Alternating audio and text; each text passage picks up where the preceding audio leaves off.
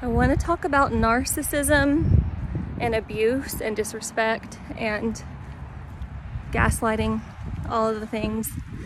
I've dealt with this my entire life, and I just want to shine some light on it for people that are going through this. When you're dealing with narcissists, they know what they're doing. They're pretty intellectual. They understand psychology and human behavior. They understand the brain. And they, for some reason, have some insecurity against you to where they want to hurt you. So what they do is they push your buttons. They know where you're going to be triggered, and they push your buttons until you snap. And then they remain calm so that you look crazy. And then they try and turn everyone against you because you look crazy and unstable. But they've done all this with intention, because it could be jealousy. For the most part, I would say it would be jealousy, or even hatred or anger, where they just want you to hurt. But there's a motive behind it. And it may not be based on you. It may just be based on their own insecurities that are projected onto you. But they will push your buttons and get you triggered until you snap. And sometimes they'll record it so that they can use that against you. Say, see, she's crazy, or he's crazy. They will never admit to anything they've done. They will gaslight you and say that you are acting and doing and behaving in ways that actually they are. Or they'll make you not believe your memories or your reality, because they will never give in and admit that. They will never allow you to feel heard. They will never hear you. And if you have proof to show them what you're trying to say they did or said, they will still deny it, even with physical proof. Or they'll say, when did this happen? And good-hearted people don't keep record. They just let it go. But when you're met with a situation and you have to defend yourself, they know you're not gonna remember the exact time and day. So they're gonna say, when did this happen? And if you do, they'll deny it. That is a narcissist. That is gaslighting. That is emotional abuse. That is disrespect. I've dealt with this my whole life. I still deal with it at almost 40 years old. And the way to handle this is to just detach. This is not somebody that you're going to be able to work through things with. This is somebody that is abusive, and you've got to put boundaries in place and keep them away, because it's toxic and destructive. And as much healing as you can do, I just don't know that we're ever going to heal our triggers of being disrespected and gaslighted.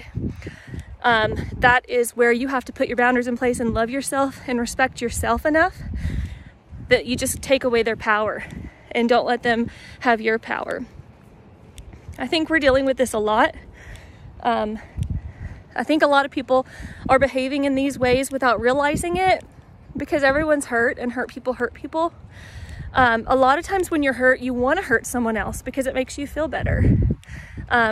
So there is empathy with people like that, but it doesn't mean you have to be in their life. And if it's family, which most of the time it is, family doesn't mean anything. Family hurts you more than anyone in your life, because that's what created the triggers to begin with. It developed in your childhood when your brain was forming. You absorbed all these patterns and treatments, and that's what created your triggers. And if they're not healing and validating and allowing you to heal, then they're hurting and killing you emotionally, and you've got to separate yourself. So family means nothing if they're causing you more stress. You've got to separate yourself. You've got to put boundaries in place, because more than likely you're the one breaking the generational cycles. And so you've got to escape it, because they're living in toxic trauma cycles and they're not going to change, and that's only going to bring you down and keep hurting you. So I just want to give you permission. Say no, put your boundary in place, love yourself, respect yourself, get away as fast as you can, the best way you can, find help, find protection, because it can also get very violent. I feel like there was something else I wanted to say on that.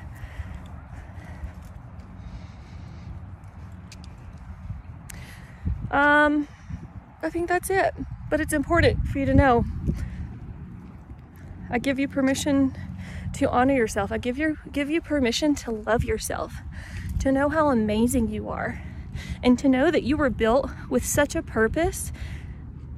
you're needed. You're needed to heal this world. And anyone that says anything negative about you, they can't be around you, because that's only going to hurt you.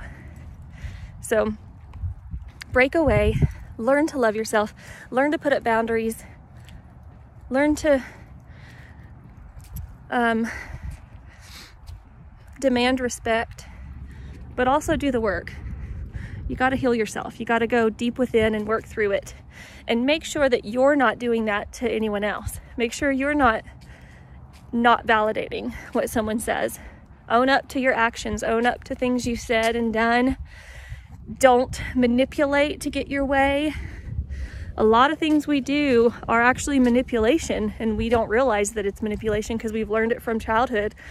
Like pouting and running away and not communicating your emotions, that's manipulation to get someone to come after you. It's manipulation.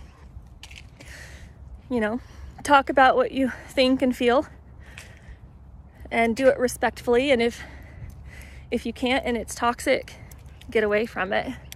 But these narcissistic people, they don't mean you any good. They're not gonna change. They're not gonna treat you the way you need to be treated. They're gonna continue digging that knife into your triggers, causing you to lose your mind. And people lose their mind when they don't feel safe. When people don't feel heard, they yell. When they don't feel safe and protected, they yell. It's a defense mechanism. So if you find yourself getting triggered like that, eliminate the source, eliminate the abusers, and love yourself enough to walk away.